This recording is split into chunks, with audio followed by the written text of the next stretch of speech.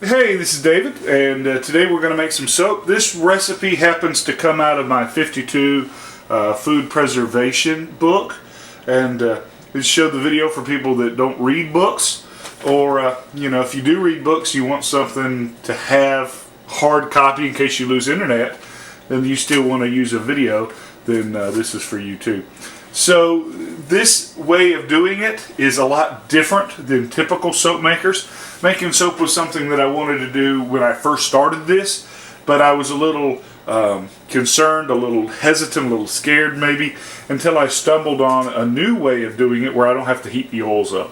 You know, typical traditional soap making, you have to heat the oil up to a certain degree, and then you have to do the lye and let it cool down to a certain degree, then you have to mix it, you have to heat it together. This gets away with all that. And this recipe works for any type of lye-based soap. You don't have to use the recipe that we're using today.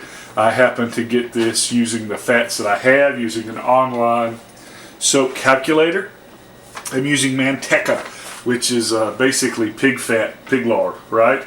Using 1 pound of lard, 2.3 ounces of lye, and 6.1 ounces of distilled water. You don't want to use tap water, don't want to use filtered water, you want to use distilled water.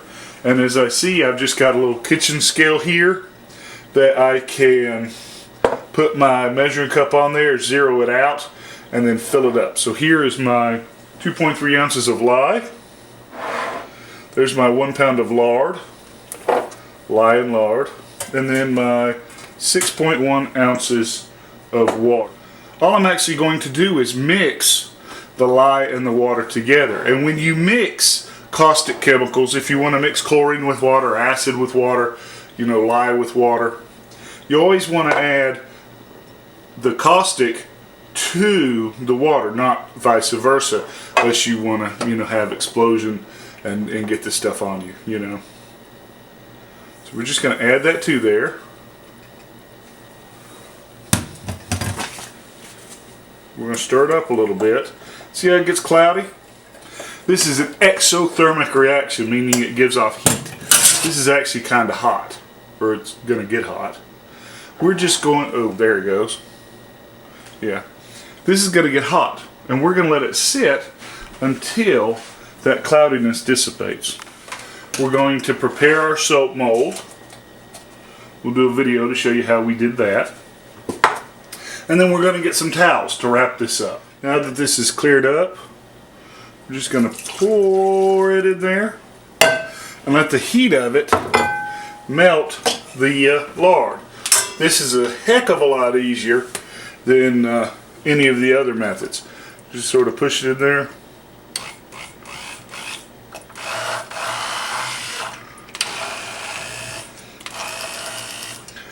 See how it's melting it? We're going to do this with the blender till we get it to trace. See, now it's starting to stay.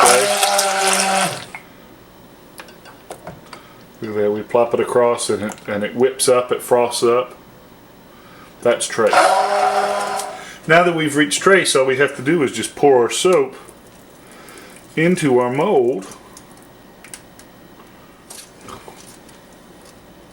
And now that the lid's on, we're just going to take us some towels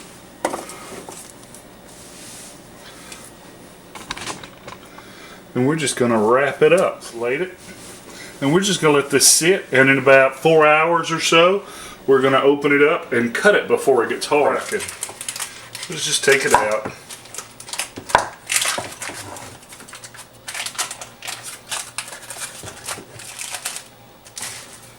I guess I'll be able to reuse parchment paper again. Peel that off. Right, there's my bar of soap. And I'm still not that good at making everything all pretty. Mostly I'm just going to use this to make laundry soap, so it don't really matter much. This isn't gifts, or I'm not selling it. See how it cracked?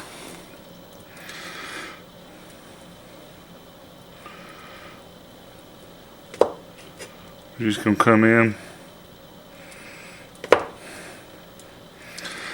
and slice it. Now, I don't claim to be a soap making expert. I'm relatively new to the process. but this isn't that hard. I think anybody can do it, and if you take your time, you can make some really pretty soaps, really inexpensive, and they sell pretty well if that's your thing. But now all we need to do is just set these out where they will cure in the air, where people aren't going to mess with them for about 4 weeks. They'll become a lot more mild, and the pH will change a little bit, so they won't dry your skin out as much. So that's really all there is to it, and I hope this was useful. Until next time, you catch our line, www.tngun.com.